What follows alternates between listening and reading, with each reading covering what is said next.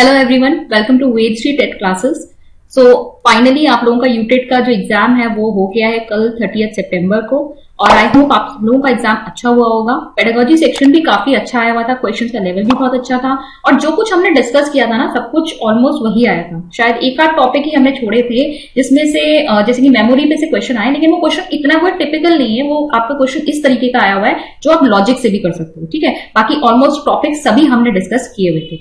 तो चलिए स्टार्ट करते हैं। डिस्कस करेंगे इस वाली वीडियो में आपका यूटेट 1 का पेडागोजी सेक्शन। पहला क्वेश्चन है, कोलबर्ग के सिद्धांत के पारंपरिक स्तर पर नैतिकता को जांचा जाता है समाज के नियम कानून के आधार पर, इसके परिणामों के आधार पर, अमूर्त सिद्धांतों और मूल्यों के आधार पर, इनमें से कोई नहीं। तो इसमें क्या होते हैं आपके laws and rules of society ए, ठीक है। ये आपकी कन्वेंशनल लेवल है जहां पर समाज या कानून के जो नियम है वो तय करते हैं क्या सही है क्या गलत है। बहुत प्रकार की बुद्धियां होती हैं, जैसे शाब्दिक, गणितीय, शारीरिक, गत्यात्मक आदि। इस अवधारणा को किसके द्वारा दिया गया है? विने, गार्डनर, स्टर्नबर्ग, वेशलर, और ये है आपका गार्डनर, हार्वर्ड गार्डनर का मल्टीपल इंटेलिजेंस, वहां से आया है आपका ये क्वेश्चन। क्वेश्चन नंबर 3, ऐसे शील गुण जो अत्यधिक अनुवांशिक होते हैं उन्हें पर्यावरणीय कारकों से दृढ़ता पूर्वक प्रभावित किया जा सकता है। व्याख्या है इसकी, ठीक है, ये कथन था। व्याख्या है, लंबाई अत्यधिक अनुवांशिक होती है, किंतु पोषण एवं अन्य कारकों के परिणाम स्वरूप बहुत से देशों में औसत लंबाई बढ़ी। तो देखिए, बिल्कुल हमने पढ़ रखा है कि जो हेरिडिटी और एनवायरमेंट है उसके इंटर रिलेशन से ही आपके जो डेवलपमेंट है वो अफेक्ट होता है, ठीक है। तो ऐसा हो सकता है कि हेरिडिटेबल जो कैरेक्टरिस्टिक्स है वो आपको काफी अच्छी मिली हो, लेकिन अगर आपको प्रॉपर एनवायरमेंट नहीं मिलेगा तो वो सब क्या होंगे, अच्छी तरह से डेवलप नहीं हो पाएंगे।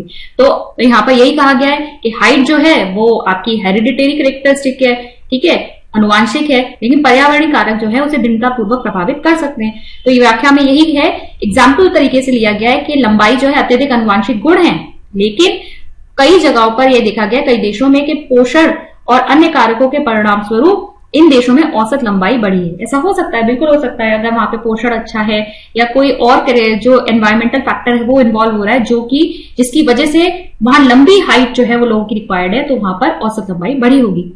तो यहां पर आपका कथन सत्य है, वह उसकी व्याख्या भी सत्य है। क्वेश्चन नंबर 4, अगेन एक स्टेटमेंट वाला क्वेश्चन है।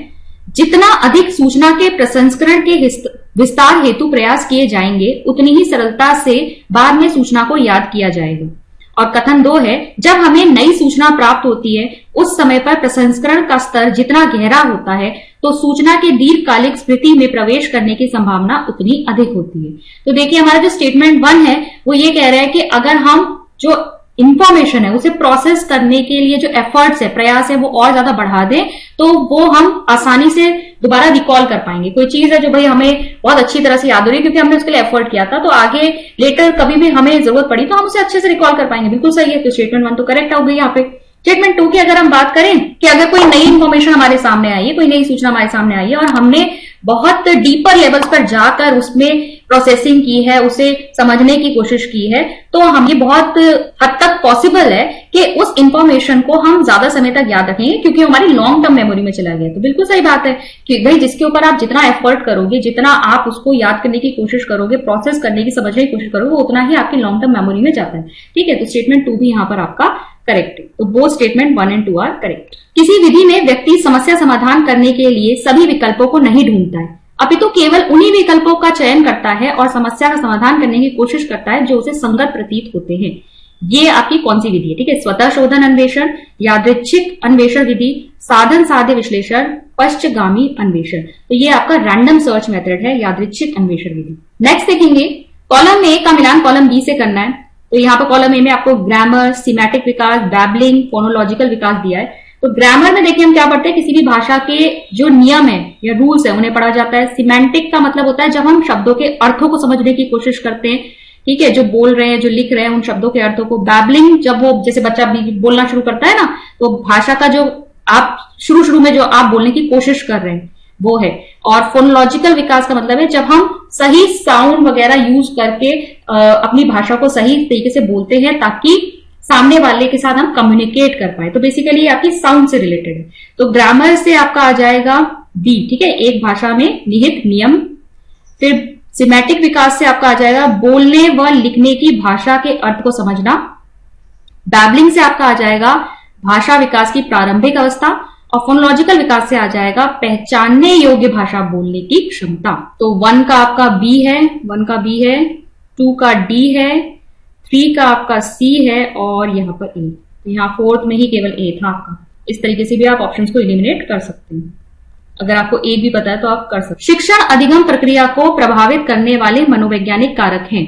विद्यार्थियों में अभिप्रेरणा बिल्कुल है, सुंदर कक्षा कक्ष, रुचि एवं विद्यार्थियों में अभिक्षमता, विद्यालय की आधारभूत संरचना। तो देखिए सुंदर कक्ष नहीं आएगा, ये फिजिकल एनवायरनमेंट की बात हो रही है। रुचि एवं विद्यार्थियों में अभिक्षमता ये आएगा, विद्यालय की आधारभूत संरचना ये भी नहीं आएगा, ये भी फिजिकल एनवायरनमेंट की बात हो रही है। मनोवैज्ञानिक कारकों की बात कर रहे हैं हम, तो उसमें 1 और 3 आएंगे और जो कि है आपका सी ऑप्शन। विशेष आवश्यकता वाले बच्चों के लिए शिक्षण अधिगम सामग्री होनी चाहिए, रंग बिरंगी, बहुसंवेदी, आकार में बड़ी, आकर्षक। तो देखिए अगर अलग अलग तरह की स्पेसिफिक नीड्स हैं बच्चों की, विशेष आवश्यकताएं हैं, तो यहाँ पर आप मल्टी सेंसरी टीचिंग एड को यूज करेंगे। ठीक है, मल्टी सेंसरी। जब एक विद्यार्थी उस व्यवहार को निष्पादित करना सीखता है जो सकारात्मक परिणाम देता है और उस व्यवहार को करने से बचता है जिससे उसे नकारात्मक परिणाम मिले, यह उदाहरण है क्रिया प्रसूत अनुबंधन का, शास्त्रीय अनुबंधन का, समक्षणिक अनुबंधन का, संकेत कालिक अनुबंधन का। तो ये आपका क्रिया प्रसूत अनुबंधन यानी ऑपरेंट कंडीशनिंग का एग्जाम्पल है। आप किस परिस्थिति में विद्यार्थियों को सतत पुनर्बलन देंगे? ठीक है, तो कंटिन्यूअस रीइंफोर्समेंट की बात की गई है। पूर्व व्यवहार को स्थापित करने के लिए, नए व्यवहार को स्थापित करने के लिए, नए व्यवहार को बनाए रखने के लिए, बी और सी। तो देखिए यहाँ पर जो बेस्ट यूज होता है आपका कंटिन्यूअस रीइंफोर्समेंट, वो आपके नए व्यवहार को सीखने के लिए होता है। ठीक है, और जब हम एक व्यवहार को सीख जाते हैं और जब हम उसे मेंटेन कर रहे होते हैं तो अक्सर जो रीइंफोर्समेंट होता है उसको पार्शियल पे कन्वर्ट कर दिया जाता है, जिससे कि बीच बीच में जो रीइंफोर्समेंट दिया जाए ताकि वो मेंटेन रहे। तो मेरे अकॉर्डिंग यहाँ पर बी ऑप्शन होना चाहिए, नए व्यवहार को स्थापित करने के लिए। नेक्स्ट क्वेश्चन है, यदि आपने कभी किसी को अंधेरे कमरे में फ्लैशलाइट लहराते हुए देखा और उसके पीछे आपको रोशनी का पथ दिखाई दिया तो आप विज्ञ हैं। स्मृति डैश स्मृति के संचालन से, लघुकालीन स्मृति, दीर्घकालीन स्मृति, प्रक्रियात्मक स्थिति या संवेदी स्मृति। तो बेसिकली आपकी सेंसरी मेमोरी यानी संवेदी स्मृति है। इसको अगर आप थोड़ा बहुत लॉजिक भी लगाएंगे तो अंधेरे कमरे में आपको फ्लैश लाइट लहराते हुए दिख रही है और उसके पीछे आपको रोशनी का पथ दिखाई दे रहा है, बेसिकली आप अपने सेंसेस के थ्रू उसे परसीव भी कर रहे हैं, सेंसरी मेमोरी आएगी। ठीक है, बहुत कम समय के लिए होती है। क्वेश्चन नंबर 12, निम्नलिखित में से अधिगम अक्षम बच्चे की कौन सी विशेषताएं? ठीक है, तो लर्निंग डिसेबल चाइल्ड के बारे में पूछा गया है, उसकी कौन सी कैरेक्टरिस्टिक है? अच्छी ध्यान अवधि, बिल्कुल नहीं। लिखते समय अक्षरों को छोड़ना, हाँ ये होता है। गणितीय चिन्हों को समझने में कठिनाई, ये भी होता है। तो आपका 2 और 3 आएगा, सी ऑप्शन। निम्नलिखित में से कौन विद्यालय में समावेशी वातावरण के विकास में सहायक होगा? तो इंक्लूसिव एजुकेशन पर है आपका, इंक्लूसिव एनवायरनमेंट के ऊपर। सभी गतिविधियों में पूर्ण प्रतिभागिता सुनिश्चित करना, बाधा रहित वातावरण का सृजन, पाठ्यचर्या अनुकूलन एवं कक्षा प्रबंधन, उपरोक्त सभी। तो ये आपकी सभी आ जाएंगे, all of the above. Full participation भी आप इंश्योर करेंगे, आप एक बैरियर फ्री एनवायरनमेंट भी बनाएंगे। ठीक है, और साथ ही साथ आप करिकुलम में भी चेंजेस करेंगे। क्वेश्चन नंबर 14, निम्नलिखित में से कौन सा कथन समावेशित शिक्षा की अवधारणा को अभिव्यक्त करता है? सभी बच्चे साथ सीखते हैं, क्षमताओं के स्थान पर अक्षमताओं पर अधिक ध्यान, व्यक्तिगत सीखने के तरीके पर ध्यान, समता पूर्वक सभी विद्यार्थियों की आवश्यकताओं का सम्मान। इसमें ये तो होगा फर्स्ट वाला, सभी बच्चे साथ सीखते हैं। ठीक है, इंक्लूसिव जो आपका एजुकेशन है इसी पर बेस्ड है। सेकंड नहीं हो सकता, क्षमताओं के स्थान पर अक्षमताओं पर ध्यान, नहीं बिल्कुल नहीं। फिर नेक्स्ट है आपका व्यक्तिगत सीखने के तरीके पर ध्यान, बिल्कुल आप इंडिविजुअल के ऊपर फोकस करेंगे, उसकी लर्निंग स्टाइल पर फोकस करेंगे और सभी बच्चों की आवश्यकताओं का ध्यान रखेंगे। तो ये आपका आना चाहिए 1, 3 और 4, सी ऑप्शन। एनईपी 2020 केंद्रित करती है रचनात्मक आकलन पर आधारित प्रगति, योगात्मक आकलन पर आधारित प्रगति कार्ड पर, व्यापक आकलन पर आधारित प्रगति कार्ड पर या 360 डिग्री समग्र प्रगति कार्ड पर। तो ये तो आपके एनईपी जिसने भी डिस्कस की होगी आपने सुना भी होगा, हर बार हाँ डिस्कस करते हुए बोलते भी हैं कि 360 डिग्री होलिस्टिक डेवलपमेंट के ऊपर बात की गई है। बच्चे का संपूर्ण विकास करना है, होलिस्टिक डेवलपमेंट के विषय में बोला है। तो ये 360 डिग्री समग्र प्रगति कार्ड पर। निम्नलिखित में से आकलन का कौन सा तरीका शिक्षक को न केवल प्रत्येक बच्चे के सीखने में गैप को समझने अपितु स्वयं के शिक्षा अधिगम को बच्चों की आवश्यकताओं एवं सीखने के तरीके के अनुसार समीक्षा करने, संशोधित व चिंतन करने में सहायता करता है? अधिगम का आकलन, अधिगम के रूप में आकलन, अधिगम के लिए आकलन या प्रोन्नति के आकलन। तो देखिए ये क्या है आपका, ये है आपका असेसमेंट फॉर लर्निंग।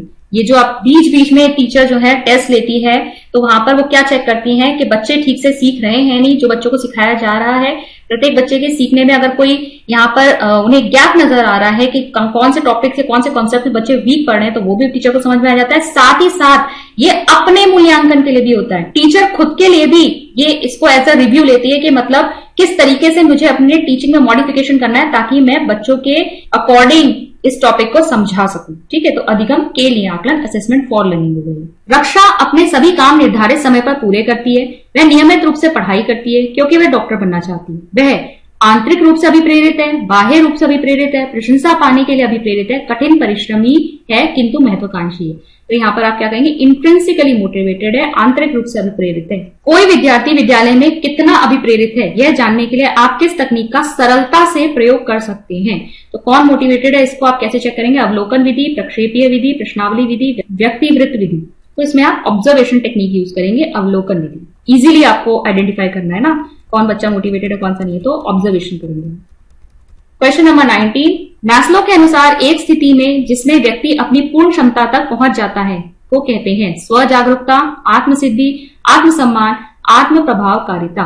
तो आपका हाईएस्ट लेवल है मैस्लो की नीड्स की जो हिरार्की है इसमें आत्मसिद्धि, सेल्फ एक्चुअलाइजेशन, जहां इंसान खुद को समझ सकता है, खुद को समझ जाता है। यदि किसी बच्चे में प्रशिक्षण के बाद किसी ज्ञान या कौशल को प्राप्त करने की क्षमता है तो यह दर्शाता है उसकी बुद्धि को, अभिक्षमता को, रुचि को, अभिव्यक्ति को। तो क्या है, ये एप्टीट्यूड है, अभिक्षमता। ठीक है, किसी भी चीज के लिए अगर हमारे अंदर एप्टीट्यूड होता है तो हम उसको उस स्किल को सीख कर आगे उसमें बहुत अच्छा कर सकते हैं।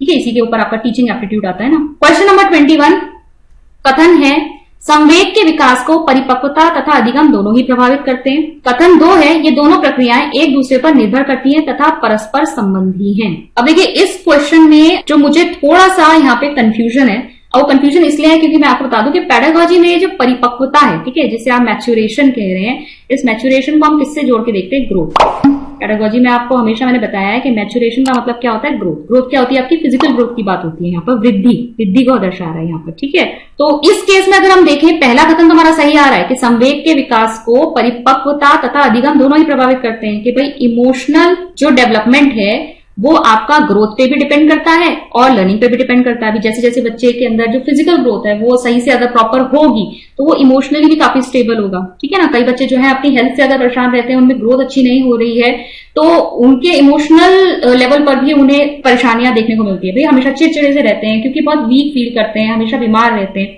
और लर्निंग भी उसे प्रभावित करती है। जितना बच्चा सीखेगा उतना ही ज्यादा उसका इमोशनल डेवलपमेंट होता है। लेकिन जो सेकंड वाला आपका ये कहा गया है, ये दोनों प्रक्रियाएं एक दूसरे पर निर्भर करती है तथा परस्पर संबंधी हैं। तो लर्निंग आपकी ग्रोथ पर तो डिपेंड करती है। ठीक है, लर्निंग जो है आपकी ग्रोथ से प्रभावित होती है, वृद्धि जैसे जैसे होती है लर्निंग पे भी उसका इफेक्ट पड़ता है, और प्रॉपर हो रही है ग्रोथ या नहीं वो आपके लर्निंग को अफेक्ट करेगी। लेकिन लर्निंग से आपकी फिजिकल ग्रोथ कैसे अफेक्ट हो रही है, ये थोड़ा सा कंफ्यूजिंग यहाँ पर आता है। दोनों परस्पर संबंधी है, दोनों रिलेटेड है, एक दूसरे पर निर्भर करती हैं। संबंधी बोल सकते हैं हम, लेकिन निर्भर करती हैं ये थोड़ा सा मुझे गलत लग रहा है। अगर मैं परिपक्वता के कॉन्सेप्ट को केवल ग्रोथ यानी फिजिकल ग्रोथ या वृद्धि से जोड़ के देखूं तो ठीक है। और अगर परिपक्वता की बात हम ऐसे करें जो जनरल सेंस में हम करते हैं ना कि भाई ये बच्चा ये बहुत मैच्योर है, अपनी एज से ज्यादा जो है अच्छी मैच्योर बातें करता है, तो वहां हम जनरल सेंस में बात कर रहे होते हैं कि बच्चा जो है, हम उसके मानसिक स्तर की बात कर रहे होते हैं कि मानसिक रूप से वो काफी परिपक्व हमें नजर आ रहा है। ठीक है, तो उसके अकॉर्डिंग देखेंगे तो फिर कथन 2 आपका सही हो जाएगा। और लेकिन मैं यहाँ पर इसे ग्रोथ के ही टर्म्स में लेकर चलूंगी, और अगर मैं इसे ग्रोथ के टर्म्स में लेकर चलूंगी तो स्टेटमेंट 1 जो है आपका वो करेक्ट हो जाता है, और स्टेटमेंट 2 मेरे हिसाब से असत्य निकल के आएगा। ठीक है, तो यहां पर मैं ए ऑप्शन के साथ जाऊंगी। और अगर हम मैच्योरेशन को जनरल सेंस के रूप में देखें तो आपके दोनों कथन सत्य हो सकते हैं। तो ये इसके लिए हमें ऑफिशियल आंसर बी का वेट करना पड़ेगा कि इसमें ऑप्शन ए करेक्ट है या बी करेक्ट है। ठीक है, कौन सा कॉन्सेप्ट वो यूज कर रहे हैं। क्वेश्चन नंबर 22, निम्नलिखित में से कौन सा प्रश्न बच्चों की अवधारणात्मक समझ के परीक्षण हेतु सबसे उपयुक्त है। ठीक है, तो कॉन्सेप्चुअल अंडरस्टैंडिंग बच्चों की अगर मैं चेक करनी है तो किस तरह का क्वेश्चन पूछेंगे। भारत की राजधानी क्या है? नहीं, बिल्कुल नहीं, ये तो बच्चा रट के बताएगा। 9 ग्रहों के नाम बताइए, ये भी बच्चा रट के बता देगा। रेगिस्तान में पौधों के कांटे क्यों होते हैं? ठीक है, तो ये है कॉन्सेप्चुअल क्वेश्चन, जहां पे बच्चे को थोड़ा विचार करके बताना पड़ेगा, और किसी राष्ट्रपिता कहा जाता है ये भी रट के बताना। तो सी ऑप्शन आपका करेक्ट ऑप्शन है। क्वेश्चन नंबर 23, निम्नलिखित में से आप किस बच्चे को सृजनात्मक कहेंगे? जो नए विचार प्रस्तुत करता है, बिल्कुल कहेंगे। जो नई वस्तुएं बनाता है, ये भी सही है। जो अपने कार्य में नवीनता और मौलिकता का प्रदर्शन करता है, ये भी सही है। तो उपरोक्त सभी हो जाएगा। 6 से 8 वर्ष वर्ग के बच्चों के विकासात्मक कार्य हैं 2 शब्द बोलना सीखना। ये तो बच्चा बहुत पहले ही सीख जाता है, तो ये तो नहीं होना चाहिए। 6 साल की उम्र में तो बच्चा काफी कुछ बोलेगा। सरल खेलों के लिए शारीरिक कौशल सीखना, हाँ ये हो सकता है। पढ़ने, गणना एवं लिखने की मूलभूत कौशलों का विकास, हाँ ये भी सही है। तो आपका 2 और 3 होना चाहिए। सी, रीना एक प्रतिभावान छात्रा है। बुद्धि परीक्षण के आधार पर उसे मेधावी कहा जा सकता है, किंतु वह सदैव महसूस करती है कि उसकी कक्षा नीरस है। एक शिक्षक के रूप में आप रीना को कैसे सहायता कर सकते हैं? उसे सामान्य शिक्षण विधि द्वारा पढ़ाकर, उच्च स्तरीय कौशल विकास हेतु रोचक शिक्षण विधि का प्रयोग करके, उसको कक्षा का मॉनिटर बनाकर, उसको अधिक गृह कार्य देकर। तो यहाँ पर बी ऑप्शन आपका करेक्ट हो जाएगा। एज ए टीचर एक गिफ्टेड स्टूडेंट को टैकल करने का यही तरीका है। विद्यार्थियों में टीम भावना के विकास में निम्नलिखित में से किस प्रकार का वातावरण सहायक होगा? प्रतिस्पर्धात्मक, सहयोगात्मक, व्यक्तिपरक, अनुशासित। तो आपको बच्चों में टीम स्पिरिट जगानी है, तो आपको कोऑपरेटिव फीलिंग बच्चों के अंदर लानी होगी, सहयोगात्मक। कक्षा शिक्षण के दौरान निम्नलिखित में से कौन सी चीज सुनिश्चित की जानी चाहिए? डिजिटल टीएलएम का प्रयोग, आईसीटी का अधिकतम उपयोग, व्यक्तिगत भिन्नता के अनुरूप शिक्षण, व्याख्यान विधि का प्रयोग। तो यहां पर आपका इंडिविजुअल डिफरेंसेस के अकॉर्डिंग जो है वो आपकी टीचिंग होनी चाहिए। तो सी ऑप्शन आएगा। क्वेश्चन नंबर 28, निम्नलिखित में से कौन संवेगात्मक बुद्धि की विशेषताएं हैं? उच्च आईक्यू किंतु अस्थिर, नहीं ये नहीं होगा आपका। संवेगात्मक बुद्धि मतलब इमोशनली भी बच्चे के अंदर काफी इंटेलिजेंस होनी चाहिए, तो इमोशनली स्टेबल होना चाहिए। तो यहाँ अस्थिर लिखा है, तो ये रॉन्ग हो गया। दूसरों को अभिप्रेरित करने में सक्षम, करेक्ट है। स्वयं के संवेगों का प्रबंधन, ये भी करेक्ट है। तो आपका ऑप्शन हो जाएगा 2 and 3 यानी कि ऑप्शन डी। और क्वेश्चन नंबर 29 पे चलेंगे। पियाजे के अनुसार बच्चे विश्व के विषय में बढ़ते ज्ञान का निर्माण निम्न 2 प्रक्रियाओं द्वारा करते हैं: आत्मसातीकरण एवं अनुकूलन, आत्मसातीकरण एवं स्कैफोल्डिंग, स्कीमा एवं आत्मसातीकरण, स्कीमा एवं अनुकूलन। तो आपका ए ऑप्शन होगा, एसिमिलेशन एंड अकोमोडेशन। छोटे बच्चों में स्वयं के दृष्टिकोण को दूसरों से भिन्न करने की असमर्थता को क्या कहा जाता है? संरक्षण, अहम भाव, अंतःस्थिति, चिंतन, वस्तु स्थायित्व। तो ये क्या है आपका? ईगोसेंट्रिज्म, अहम भाव होता है बच्चों के अंदर। ये भी पियाजे की थ्योरी से ही आया है, जहां बच्चे सिर्फ अपने आप का जो व्यू पॉइंट है उसी को समझते हैं, दूसरे के व्यू पॉइंट को कंसीडर करने की कोशिश नहीं करते कि दूसरे के विचार मुझसे अलग भी हो सकते हैं। उसके विचारों को समझना नहीं चाहते। उनको लगता है जैसा मैं सोच रहा हूं तो वही सब लोग सोचते हैं। ठीक है, तो ईगोसेंट्रिज्म। तो ये थे आपके यूटेट 1 के पेडागोजी के 30 क्वेश्चंस। आई होप आप लोगों का पेपर अच्छा हुआ होगा। मैं मिलती हूँ आपसे नेक्स्ट वीडियो में। Thank you.